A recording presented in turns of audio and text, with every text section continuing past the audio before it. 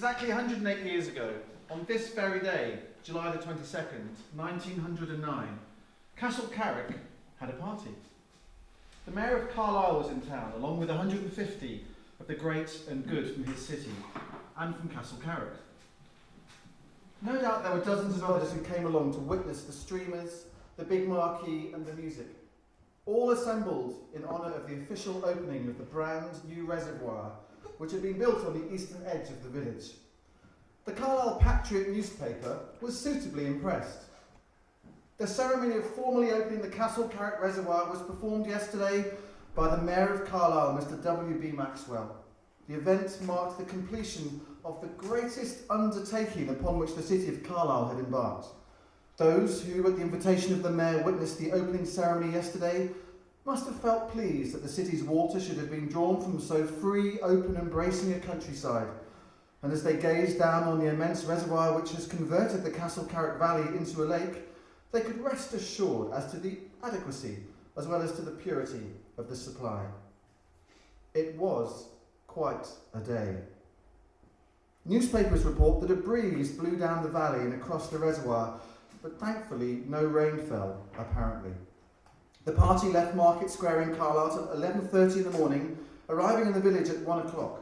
A platform had been erected at the entrance to the girder bridge across to the valve tower, and speeches were made there.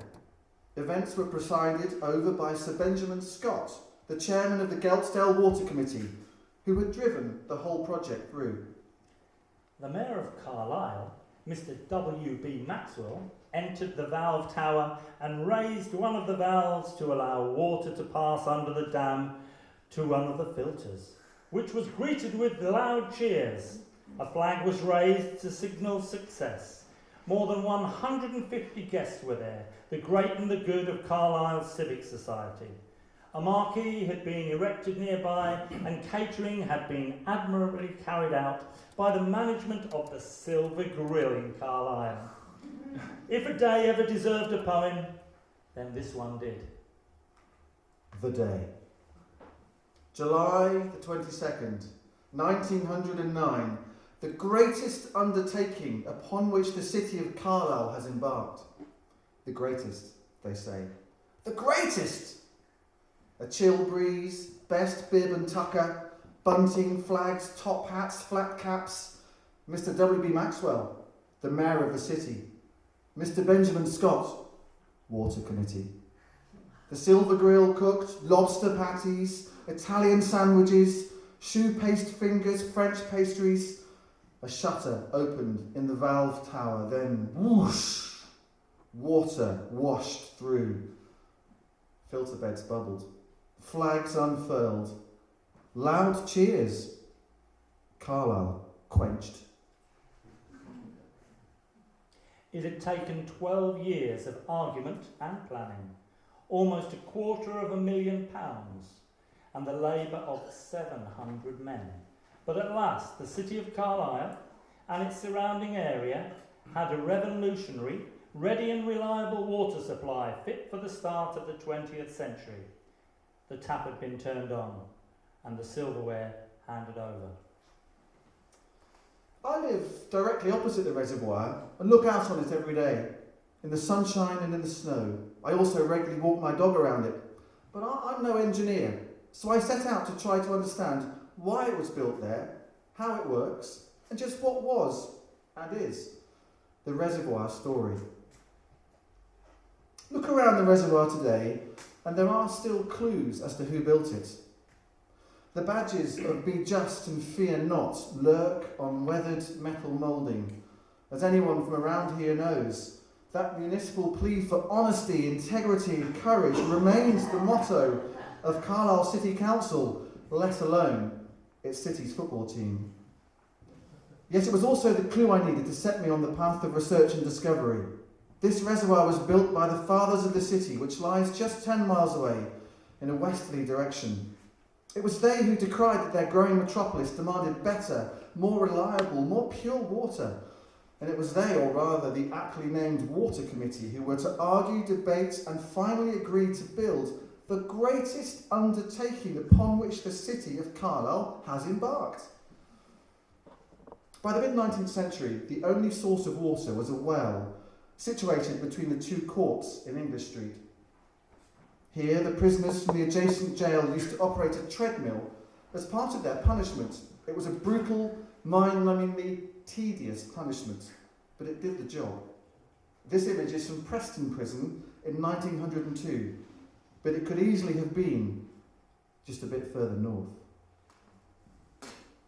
Well, which brings us to the first song. As Tom said, Carlisle was supplied by wells, and there is still, where the well that Tom was referring to, where it is in Carlisle, is up by the law courts, and there's still what's known as a pant up there where you can get water. And this song is it's my feelings about the place. Carlisle, not many people know this, or you might know it, is the most besieged city in the United Kingdom. You know, and therefore that's why it's got a castle, because everyone wants to conquer it. And it's a garrison town, or was. As such, the combination of having the treadmill to pump up water as a means of hard labour, and it being a garrison town, I think some people may have been given the choice: join the army or do hard labour. This song is called The Well in Carlisle.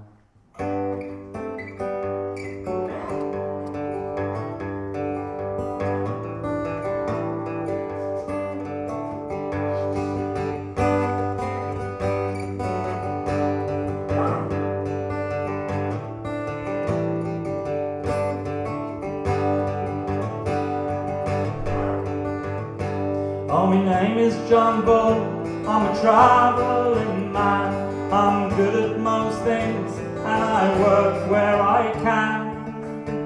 I've come from the south and I'm looking around to see if there's work in a garrison town. Now I'm doing hard labour in Carlisle's jail, so the rich folks don't have to hump bucket or pail. I pump up the water from Carlisle's well. 16 hours a day is just one living hell. Well, I entered the walls and I found a retreat to sup some good ale and have something to eat. When a big sergeant major came stumbling round for to enlist foolish folk for the crown. Now I'm doing hard labour in Carlisle's jail, so the rich folks don't have to hump bucket or pail. I pump up the water from Carlisle's well. 16 hours a day is just one living hell. When I said not for me, well, he got himself riled. Then he called me a coward, so I couldn't just smile. I stood up and faced him as he squared up to me. 2 blows from my fist and he sank to his knees. Now I'm doing hard labour in Carlisle's jail, so the rich folks don't have to hump bucket or pail. I pump up the water from Carlisle's well. 16 hours a day is just one living hell. Oh, the magistrate said, will you lend me your ear? Either serve for the king or be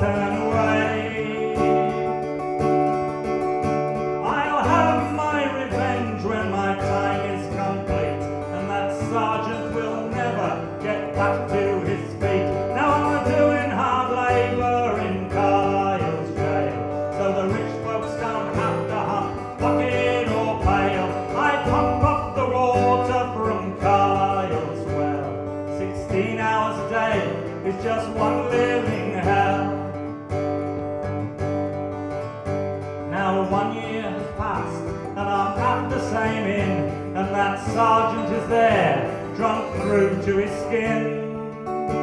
When he went to the privy, I followed him round. I just slit his throat, then left Carlisle town. Now I live in the country and I work on the land. There's water in streams, fresh, clear and close at hand, but I still can't forget when I stepped up and down as I pumped up the water in old Carlisle town. As I pumped up the water, as I pumped up the water, as I pumped up the water in old Carlisle town.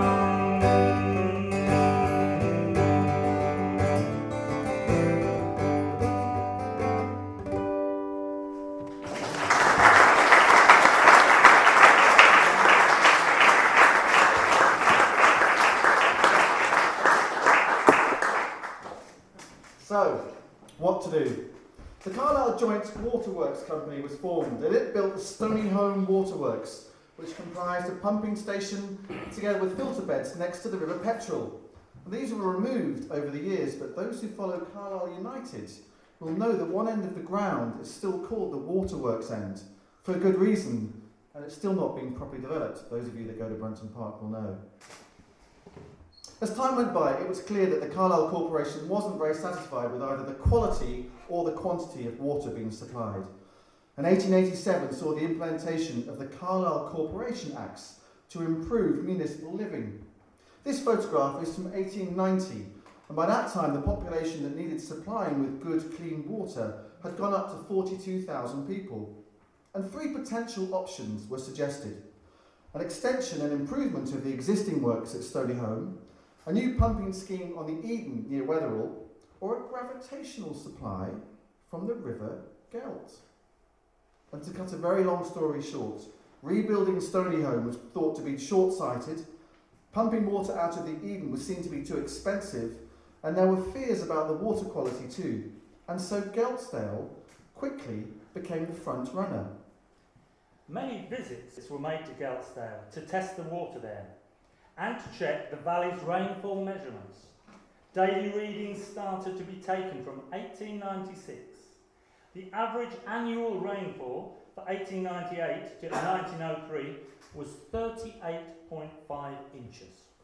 Concerns over the peaty nature of the water were allayed, particularly by the helpful impact that having time to settle in a reservoir would have on it. A reservoir was also built into the design to be storage in case of drought, as this happened in the hot, dry summer of 1907, when water shortages took place while the new reservoir was still being built. And so, on October the 6th, 1897, the Water Committee put forward to the corporation that the Geltsdale plans should be chosen, estimated at a cost of almost £130,000, with repayments spread over 50 years. Having been approved, the necessary parliamentary bill was promoted, authorising the abstraction of water from the springs and rivers in Geltsdale to construct a 180 million gallon reservoir in Castle Carrock, with adjacent sand filters to lay a 20-inch diameter pipeline from Geltsdale to Castle Carrock, and to lay a 16-inch water main from Castle Carrock flowing westwards to Cumwinton, where a 5 million gallon covered service reservoir was to be constructed. And finally, it allowed the corporation to lay a 21-inch main from Cumwinton to supply the city and the immediate surrounding area of approximately 40 square miles. However, the municipal controversies were not yet over.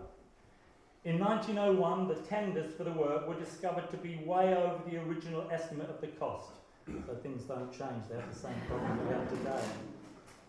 And the whole process was put on hold for 6 months. Engineers from Westminster, Messrs Mansell and Son, were eventually called in, but they placed the cost of the project at £208,000, in addition to the £35,000 already spent by Carlisle Corporation, a full £123,000, or almost double the original cost. It created uproar in the city, and popular opinion called for the scheme to be abandoned. but by 19 votes to 17, the corporation decided to go ahead with the ambitious scheme and to apply for a bigger loan to cover their costs. And so at last, engineers and contractors were chosen in 1903, and work finally started on the first phase in Geltsdale shortly afterwards, with work beginning on the filter beds and actual reservoir in Castle Carrock in 1906, to be officially opened on July the 22nd, 1909. And the waterworks in Castle Carrock were to be the only source of water supply for Carlisle and its surrounding area for the next 55 years. So work began to extract the water from old and new waters up in Geltsdale and to control it by piping it down the hillside. There were many advantages for choosing this site, two of which were good, clean, uncontaminated water, and the fact that there were several good springs in the area: Tarnmoneth, Priest, Leach, Sheepwash, Pitbank, Bridge East, and even Bridge West. But most importantly, this is the important bit, the water was 725 feet above sea level, meaning that gravity, rather than pumping, could be used to collect and move it, as it still happens today. Work in Geltsdale carried on come what may, under blue skies, rainy skies and snowy skies. A 20-inch diameter cast iron pipe was built 3 miles long, starting at the metering house and then snaking along the course of the Gelt, crossing the river at Hynham Bridge. It then winds its way through the fields, skirting round Garth Marr and Garth Foot, and then running parallel to the eastern side of the reservoir before entering it at its far end, where you can still hear the water gushing in today after its curving journey from Geltsdale. You can track the pipe if you look carefully at gaps in hedges, spot manhole covers, and walk on the far side of the Gelt. Look over the left-hand side of Hynham Bridge after walking down from Jockey's Shield for clear evidence of its path. Sturdy, not temporary bridges were built to carry men, materials and railway tracks across the fields and the river to access the construction work for the pipeline. And putting keystones in using just wooden cranes and scaffolding may have taken a bit longer back in 1905, but they did a decent job, and Binnybank Bridge still looks as good today as the day it was finished well over 100 years ago. Special railway tracks were laid to carry supplies and men to carve out the track for the water pipe and to blast the rock. This one wound down a specially built cutting then across Binnybank Bridge to a Dutch barn, which is still standing, and clear evidence of these cuttings and other lines still exists. Present-day walks along the riverbank high up in Geltsdale have been made easier by the remnants of tracks put in like this one. The work was hard and could be somewhat precarious too. Just how hard we'll find out soon enough, but there was steam power on hand and 2 engines helped haul equipment and men up and down special temporary tracks. Don't look down there. Carrock and Swansea were the names of the 2 engines. One was used in Geltsdale and the other at the reservoir site itself. And day in and day out, as workers toiled, puffing on simple clay tobacco pipes for relief, it must have been a form of relaxation to let the train take the strain. Picture a sunny day at the reservoir construction site. What lies beneath? Swan swimming, goose gossiping, deer dawdling, a beautiful day, Cumbrian sun, blue sky, ripples blow gently, lazy lapping, buzzards call high. 'Twas not always like this. Muscle, mud, mighty manpower, what lies beneath is the work of men. Equine neighing, rail straining, Carrock and Swansea descend. Shovels 3 spans of a hand, gangers yell constant, cursing the rock. Wet, always wet, clay puddled, then stamped, slither and slather, get slick with the slop. Chance for a moment of peace. A clay pipe is lit, tobacco sweet. Thoughts turn to island, light-headed reflections. inhale the smoke as a treat. As a wagon of rocks trundles by, it tumbles out of his hand. It settles, caught fast, slipping out of view. Its journey to now is begun. Kicked hard by hobnailed boots, sinks into the soft puddle clay, lost amidst cursing and swear word, cocooned in an earthy way. Shrinking reservoir levels, the dry spell lowers the line. Stones washed clean like tan lines emerge, stories revealed over time. The pipe, small, chipped, but all whole. The tiny bulb, its tube still intact, resting quiet, no smoke no more, now against it water laps. Commonly discovered years ago, not special but typical. Pipes like these in the quarry and on the slopes amidst the brambles and the trees. And now it rests quite still, quiet amidst weed and wet leaf. A reminder of manpower, muscle and mud. A memory of what lies beneath. Castle Carrock was certainly a different place from the village we see today, and evidence of the impact of the 700 navvies who worked on the project for 6 years is everywhere.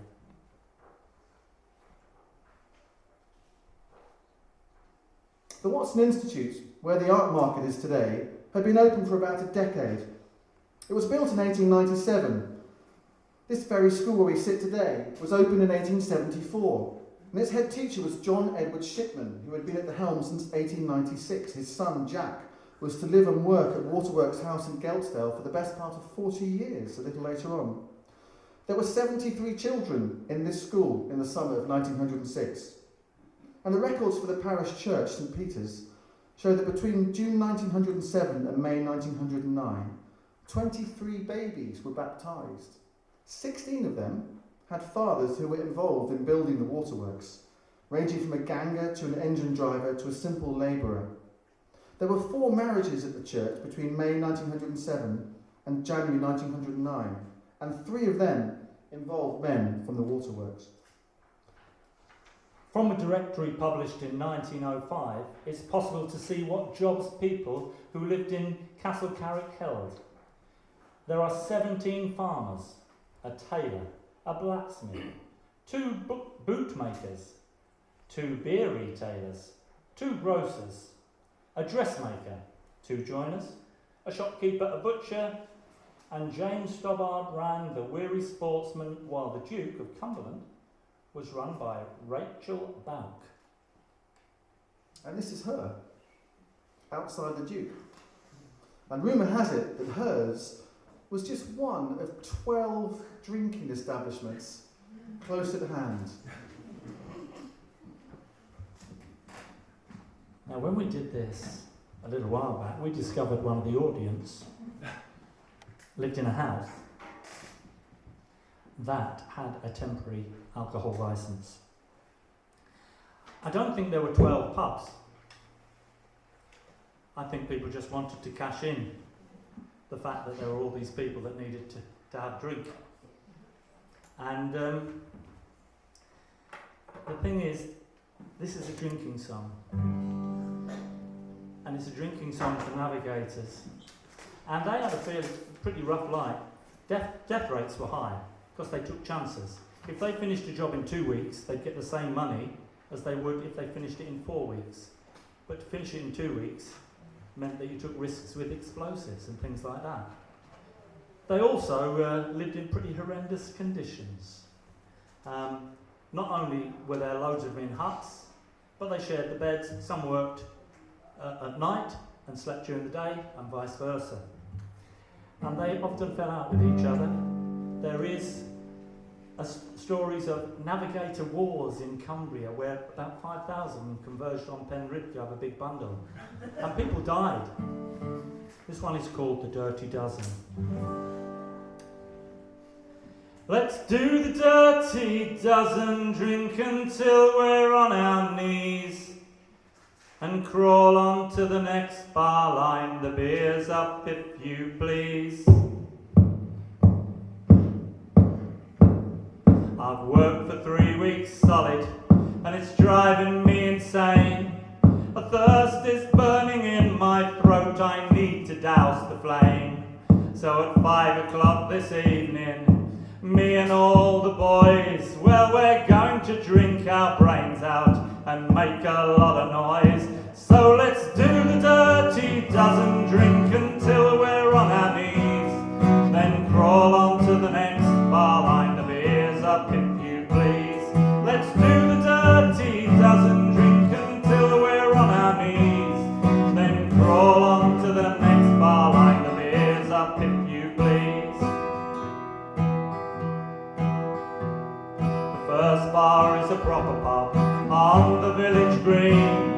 It wouldn't do to be banned from there, you know just what I mean. But the others round the village, they're only there for us.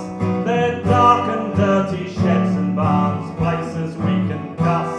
Let's do the dirty dozen, drink until we're on our knees, then crawl on to the next bar line, the beer's up if you please. Let's do the dirty dozen, drink until we're on our knees, then crawl on to the next bar line, the beer's up if you please.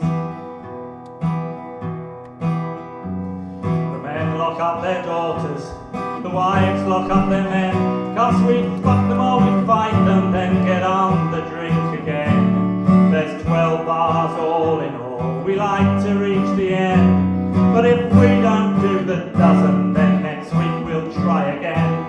Let's do the dirty dozen, drink until we're on our knees, then crawl on to the next bar line, the beer's up if you please. Let's do the dirty dozen, drink until we're on our knees, then crawl on to the next bar line, the beer's up if you please. By the time we've reached the 8th bar, we can barely see. We've already fought the English in bar number 3. The jacks is mainly in the fields, we use them now and then, and the sheep look more attractive than a hut of stinking men. Let's do the dirty dozen, drink until we're on our knees, then crawl on to the next bar line, the beer's up if you please. Let's do the dirty dozen, drink until we're on our knees, then crawl on to the next bar line, the beer's up if you please. The locals think we're mad to drink poison like we do, but our lot is really not nice as it is for you. So we'll drink beer by the gallon, and we'll always drink it fast, 'cause we could die tomorrow, so it might just be our last. Let's do the dirty dozen, drink until we're on our knees, then crawl on to the next bar line, the beer's up if you please. Let's do the dirty dozen, drink until we're on our knees, then crawl on to the next bar line, the beer's up if you please. So we'll drink beer by the gallon, and we'll always drink it fast, 'cause we could die tomorrow, so it might just be our last.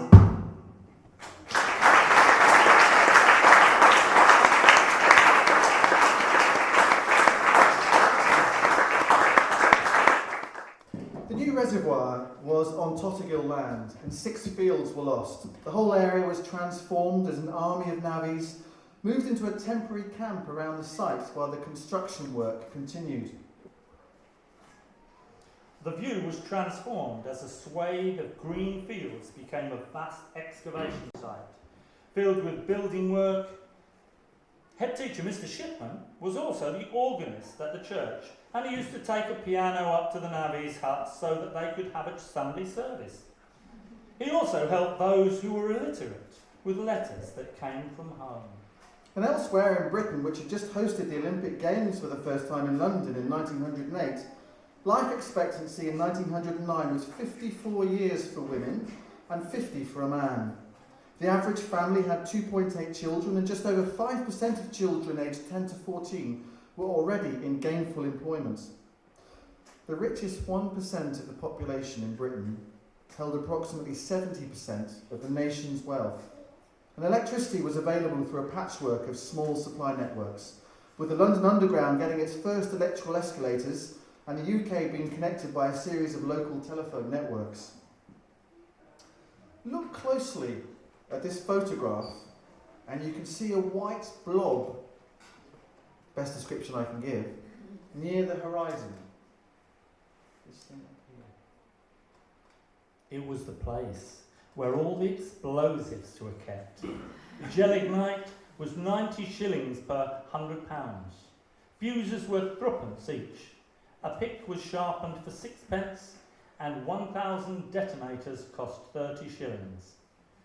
It was an important little building, worth a little thinking about. This is what that blob looks like today. The hut on the hill. Deliberate isolation. So much time for contemplation. The hut on the hill stands still, roofless and bare, lonely up there, now brooding, its jobs being fulfilled. It once was the fortress for man and for horses. The hut on the hill was bustling. 3 skins of brick, foundations so thick, echoes to workers hustling. Gelignite, fuses, all had their uses. The hut on the hill was lethal. Detonators to count, what goes in comes out.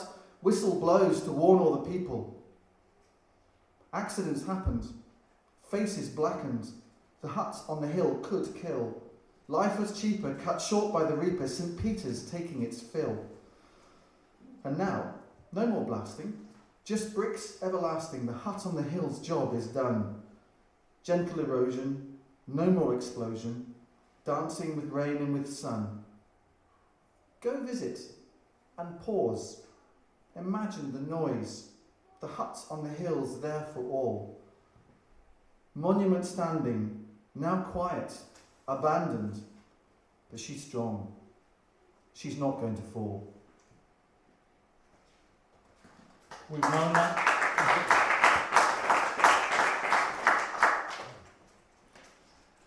We have no known records of how many extra people lived in the village while the work was being carried out.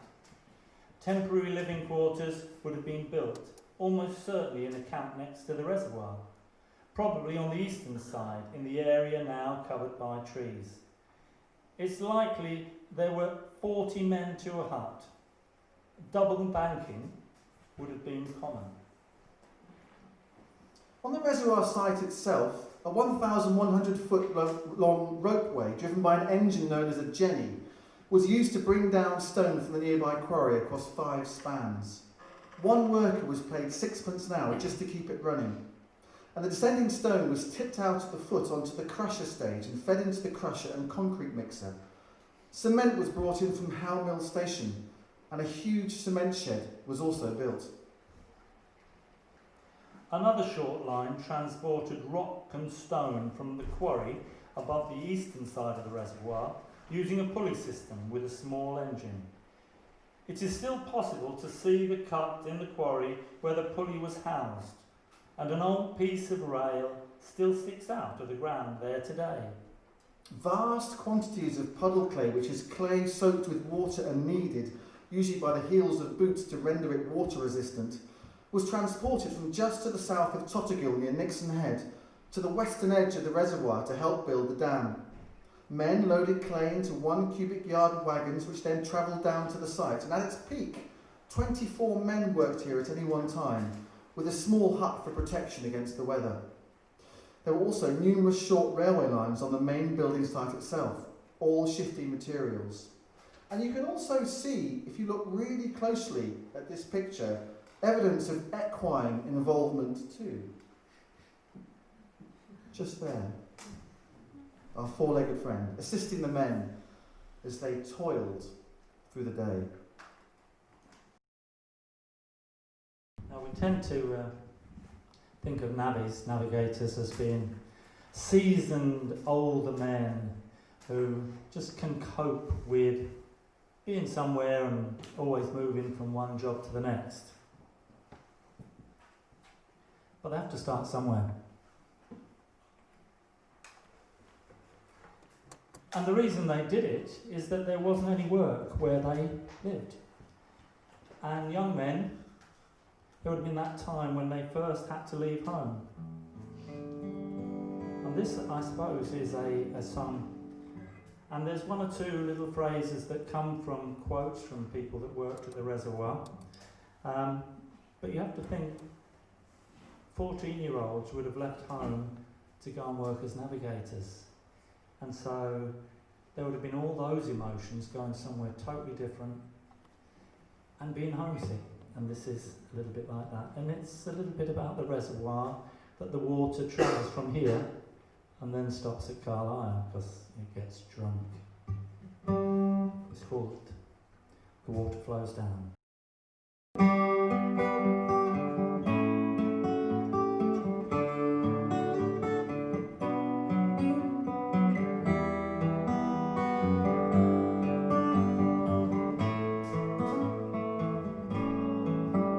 And the water that flows rolls on down and down, flowing to the west towards my home.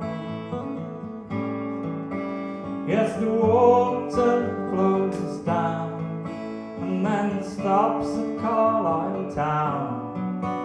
You won't catch me stopping there when I go home.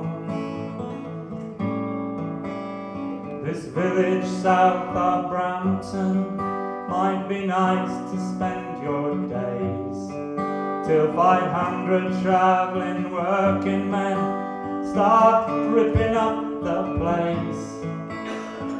If I had a wad of notes, I'd be on my way to start up my own business in the place that I call home.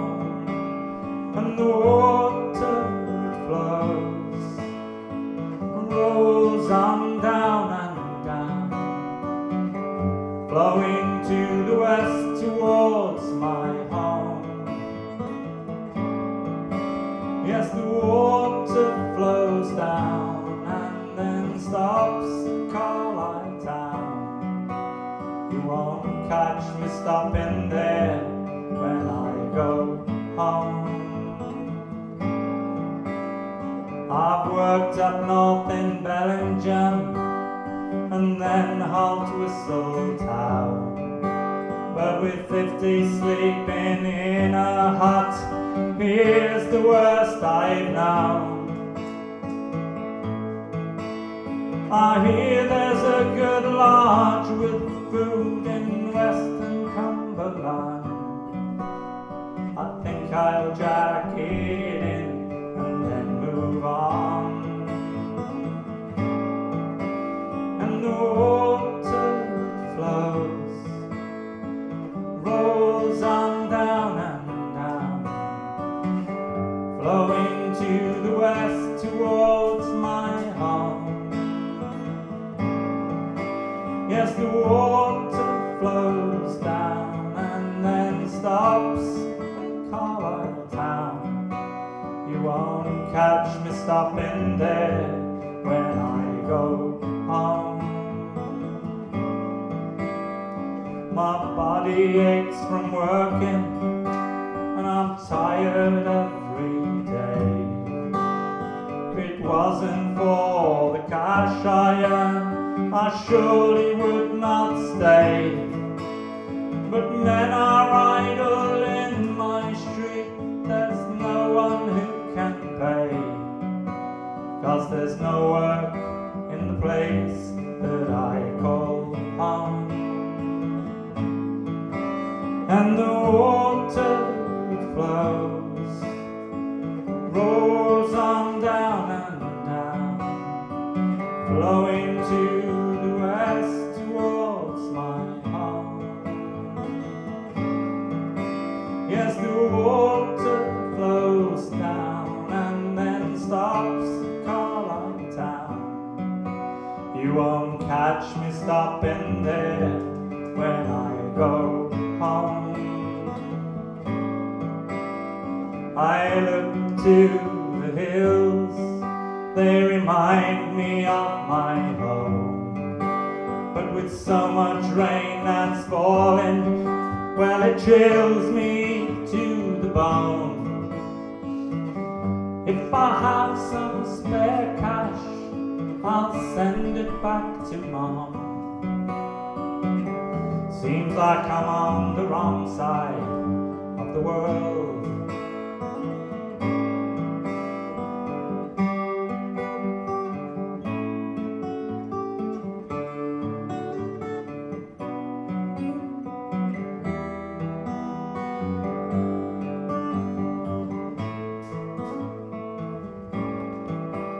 And the water flows down, rolls on down and down, flowing to the west towards my home. Yes, the water flows down and then stops at Carlisle town. You won't catch me stopping there when I go home.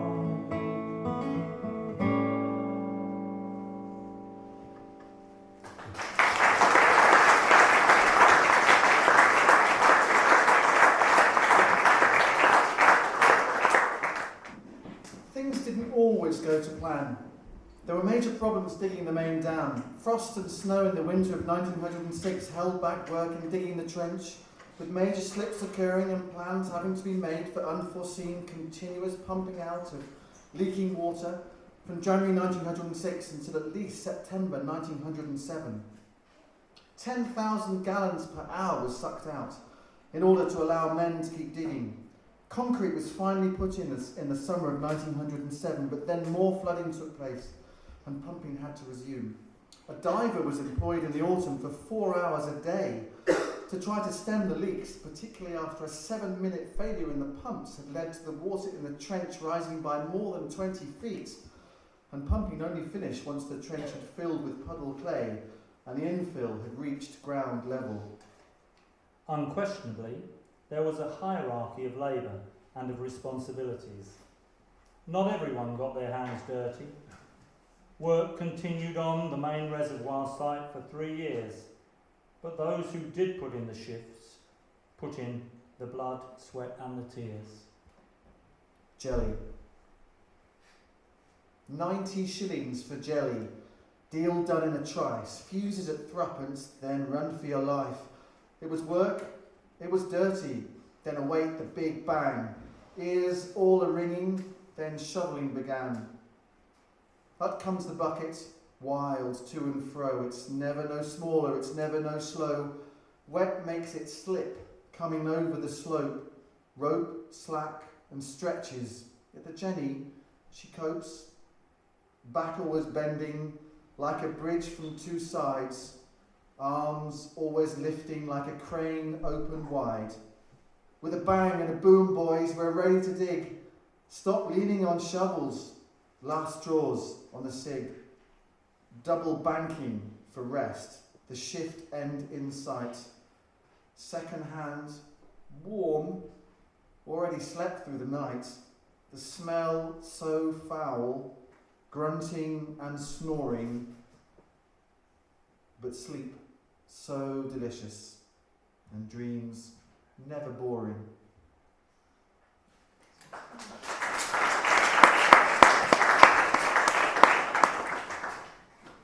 At the reservoir, water is fed in at its southern end after flowing through the 3-mile pipe all the way from high up in Geltsdale. It's then drawn off by the iconic valve or draw tower at the works end of the reservoir. Construction of the tower took place come wind or rain, sunshine or snow. It's a thing of beauty just by itself, and it's interesting to see its evolution. Most of the reservoir architecture is pretty functional, but they went to town a little bit on this tower. You can see from these pictures, which map out the stages of its construction, how the tower can take water from various levels to allow flexibility and to maintain a constant quality of supply to today's water treatment works, originally to the filter beds. Pausing. Think of the valve tower as the reservoir's plug hole, which can be tightly controlled. And many people will have recognised its silhouette as they used to sup a bottle of sadly no longer brewed Geltsdale beer. The maximum depth of the excavation of the main trench or dam was 130 feet. The total quantity excavated was just under 20,000 cubic yards. A gang of 6 men could take out 36 2 cubic yard skips per 8.5 hour day. The valve tower was finally finished in April 1908. Work to pipe the water away from the reservoir towards its final destination of Carlisle was just as onerous as the building of the pipeline down from Geltsdale. It meant excavating and shifting tons and tons of Cumbrian soil and rock, as well as transporting huge lengths of solid metal 21-inch diameter pipework and slotting it together for miles and miles, following as straight a path as possible. Remember, no JCBs, no diesel engines, not much health and safety, just a lot of brute force and perhaps a little ignorance.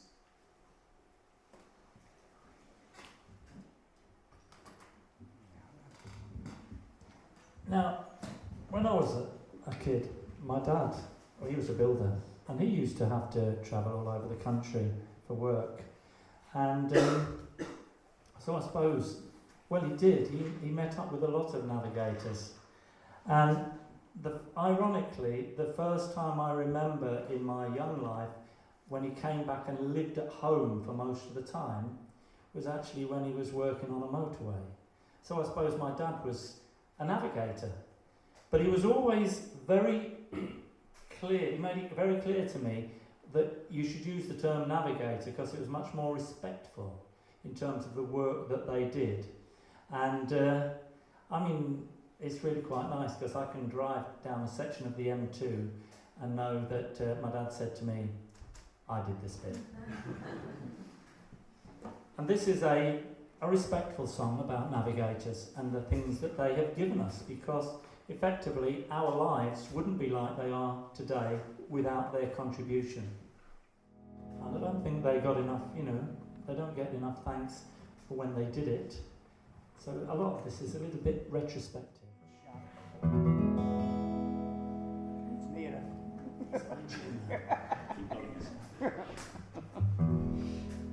I work knee-deep in earth and mud. I'm no ordinary man.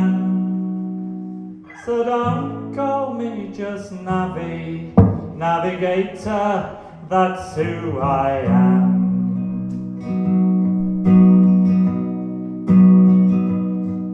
I'm up before the dawn, I crack water in the earth. It's cold like death this morning as I set out to work. I never pulled a sickie except when the coffin called. No weather ever stopped me, no job was ever stalled.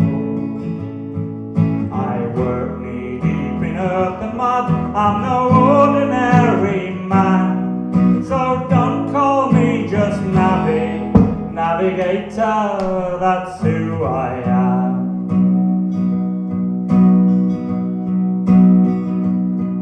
I work with pick and shovel and deadly dynamite. My muscles are like pistons that work through day and night. As you sit inside your comfort zone with luxury at hand, remember how it came to you on my work across this land. I work knee deep in earth and mud, I'm no ordinary man. So don't call me just navigator, that's who I am.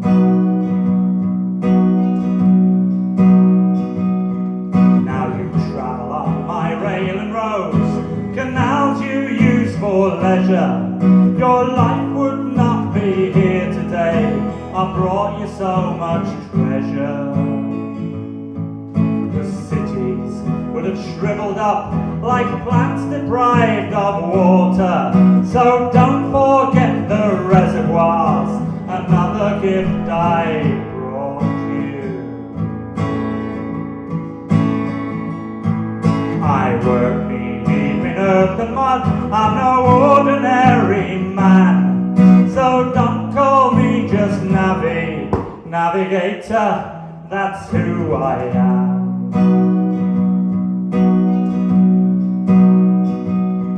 I work knee deep in earth and mud, I'm no ordinary man.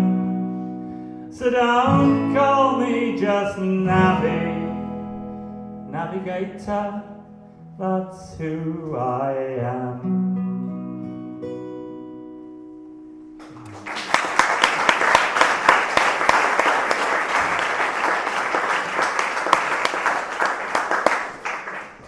There's not much physical evidence of the pipeline now, just a few inspection hatches at regular intervals, but it's all around us. Here you can see it going in just yards from here, looking down into the village from the direction of the reservoir. This is the Duke here, that's Cornerstones. This is how that same look is today. The pipeline just under here. There's the Duke, there's Cornerstones. Alongside the building works in Geltsdale and in Castle Carrock, the colossal underground reservoir was constructed in Cumwinton as a holding tank for the water as it flowed west towards the growing metropolis of Carlisle. It's long been since filled in, but these beautiful photographs, so beautiful in fact that they were presumably taken for some kind of press coverage, show just what design and engineering went into even such a thing as this, which would never actually see the light of day once the system was up and running. So the Geltsdale Waterworks were initially brought into operation on August the 16th, 1906, after the completion of those intakes in Geltsdale and the pipeline and the filter beds. And purification was originally by 7 slow sand filters, each capable of filtering 300,000 gallons a day. Such was the size and importance of the project that a series of 6 postcards based on engineers' photography was published. I managed to track them all down, and they paint a sense of civic pride, engineering prowess, and strange beauty. This first one is at Cumwinton, the site of that big underground reservoir. More evidence of the work at Cumwinton here as well. This time the officers, stores and sheds of the contractors. Then we move to Castle Carrock, just a couple of 100 yards from where we are now, where a little beck was channelled away from the reservoir to prevent agricultural land runoff, mixing with the pure waters of the Geltsdale water. Then to the beautiful Hynham Bridge, familiar to many here no doubt, the place where the water pipeline actually crosses the Gelt from east to west. And then to the filter beds in mid-excavation. And finally to Scotby, just east of Carlisle, showing the track of the pipeline as it wove and snaked its way towards the city centre. So how has time passed since that momentous opening of July 1909, July the 22nd, 1909? Well, by the late 1920s, the capacity of the 7 slow sand filters was found to be inadequate, and so the output of the works was increased by the addition of 4 new pressure filters. The pipeline from Castle Carrock to Cumwinton was increased in its carrying capacity at various stages to increase the volume of water it could carry, so that after World War II, there was duplication of the pipework over 3/4 of its length. Many different people worked on the waterworks over the years. Some may be known to some here in the room. This is the Buick family. In 1949, the drought made it difficult for Geltsdale to meet demand. This, coupled with the rising demand over the years, showed that the Geltsdale supply was by now inadequate. So in 1953, the City Council applied for powers to abstract 4 million gallons per day from the River Eden at Weatherall. And here the lady at the front is Betty Shipman, the sister of Joan Moore, who's still alive today. In 1960, the area covered for which the Carlisle authorities had responsibility was extended to include the water supply area of the border rural district, and the inadequate resources and distribution systems inherited called for major capital works to be undertaken, but Castle Carrock was recognised as still being a major intake, particularly serving the north and the eastern part of the area. This is Joe Brown, Percy Brown, and the man in the trilby is the boss before Tom Buick. Both lived at the superintendent's top house. The reorganisation of the water industry in 1974, the Carlisle area became part of the northern division of the North West Water Authority, with United Utilities taking over control in 1995. The present Castle Carrock water treatment works were built in 1992. One of the nicest outcomes of my research was to track down this beautiful solid silver plate about 12 inches round, which had been presented to the Mayor of Carlisle, Mr. W.B. Maxwell, as you can see by the engineers on the completion of the waterworks. I knew a plate and a rose bowl had been handed over from newspaper cuttings, but I only tracked down this one.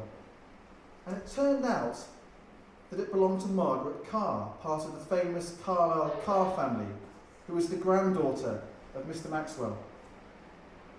The plate had been sitting in Margaret's sideboard in Scotland for many years, as it had come down the family line, and she was delighted to be asked to open the week-long exhibition that was put on in the Watson Institute here, but just next door, to mark the centenary of the opening of the reservoir. A celebration which has also marked the inaugural running of the Round the Reservoir race, something which is now an annual event as part of Music on the Marr. This was the class of 2009. I think those numbers were made up. I'm not sure there were that many people, but there were 89 today.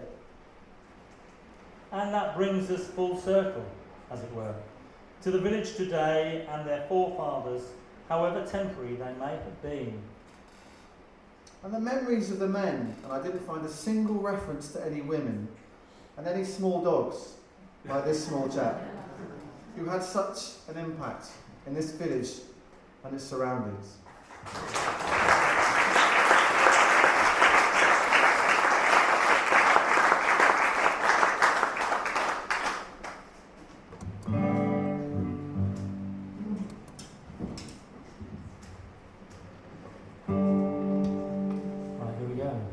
Now there is a repeated chorus, but probably by the time we finished, you probably still haven't picked it up. And then also we sometimes sing it wrong. Anyway, this is called just Castle Carrock this song.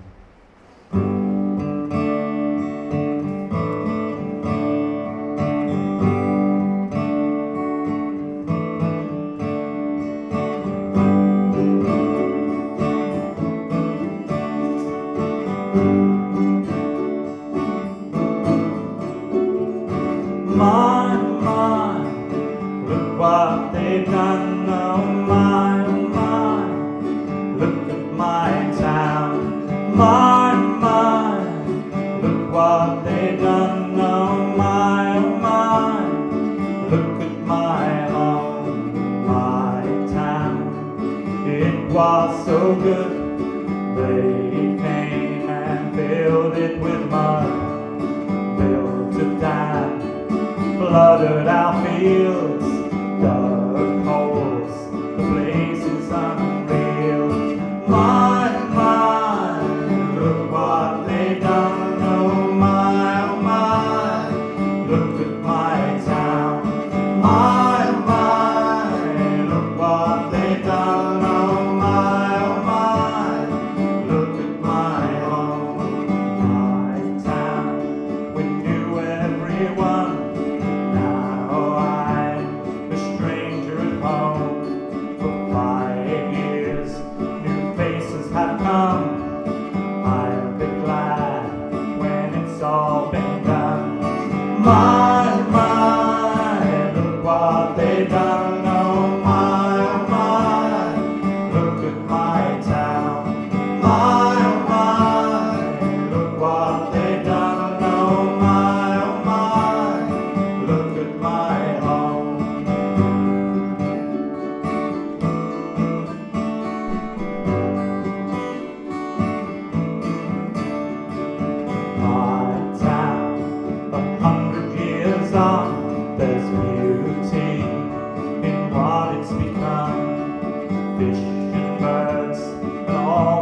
wild flowers. I go there, I stay there for hours. My, look what they done. Oh my, look at my town. My, look what they done. Oh my, look at my home.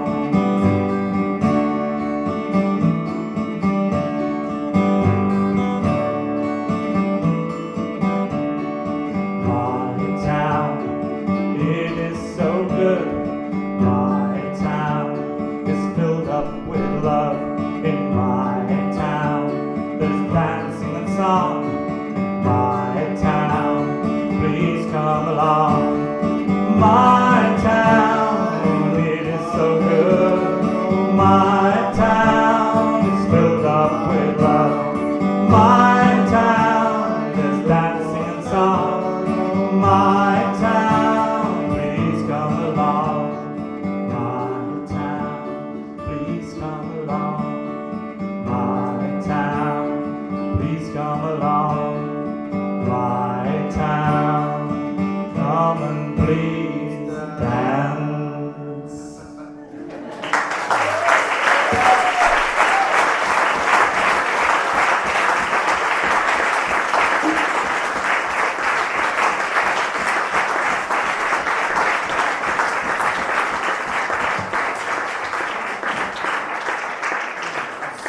So today, any reservoir dogs walk in the shadows of their predecessors? But almost all the images that we've shared with you today come from two beautiful old work diaries kept by one of the Marr engineers that I discovered in Carlisle Library as I researched the Reservoir Story. And tucked in at the back of the second one was a poem. I'll just let you read it.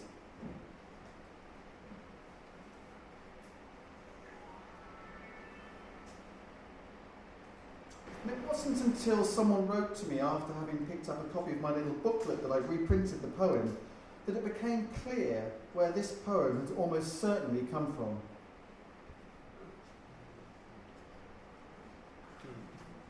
It's a very close copy of a verse in a much longer poem by Rudyard Kipling, who had written something very similar just 7 years earlier, a socialist commentary, if you like, on the injustices of the working man as he saw them at the turn of the century. And just look how they compare. So it wasn't just brute force and ignorance that built the waterworks. It was vision, it was craftsmanship, and it was inventiveness. With a little bit of political reflection thrown in for good measure at a time when the class system certainly prevailed. The village of Castle Carrock has always been a special place. But when the waterworks was built, all the way from the Geltsdale intakes to the pipeline to the reservoir, there were no cranes, no diggers, no computers, let alone a calculator, a mobile phone or satellite imaging. It was a remarkable achievement. The impact on village life must have been profound. Some good, some no doubt perhaps not so good. But the reservoir has blossomed and it'll be filling up right now. It spawned an abundance of wildlife habitats and a wonderful environment to explore and enjoy. A wonderful byproduct. The waterworks still work. We are all beneficiaries of it. It has stood the test of time, and thank you for helping us to salute it today. And we'll just leave you with a tune and some words from Scottish folk genius Chris Drever.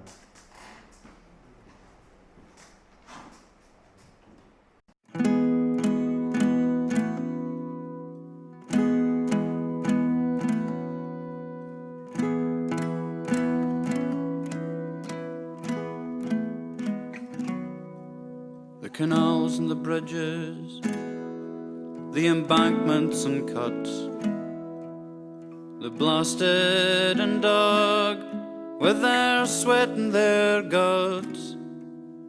They never drank water, but whiskey by pints, and the shanty towns rang with their songs and their fights. Navigator, navigator, rise up and be strong.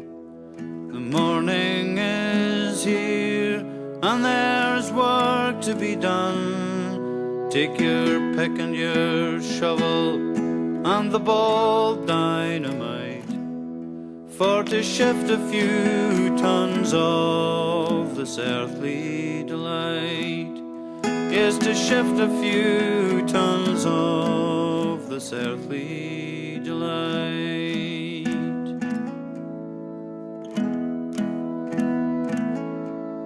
They died in their hundreds, no sign to mark where, save the brass in the pocket of the entrepreneur.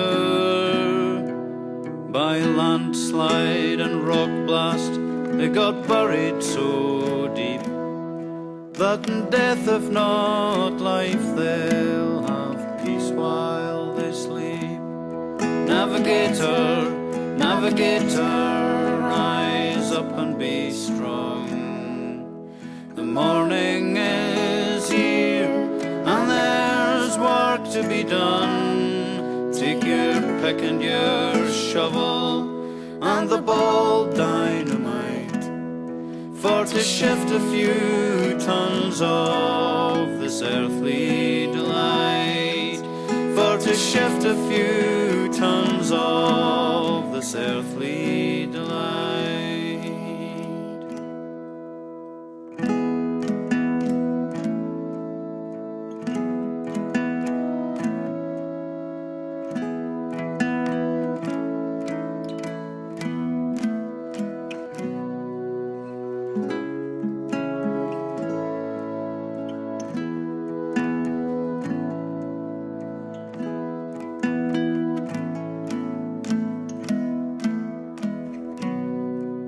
Their mark on this land is still seen and still laid, the way for a commerce where vast fortunes were made, the supply of an empire where the sun never sets, which is now deep in darkness, but the railway's there yet.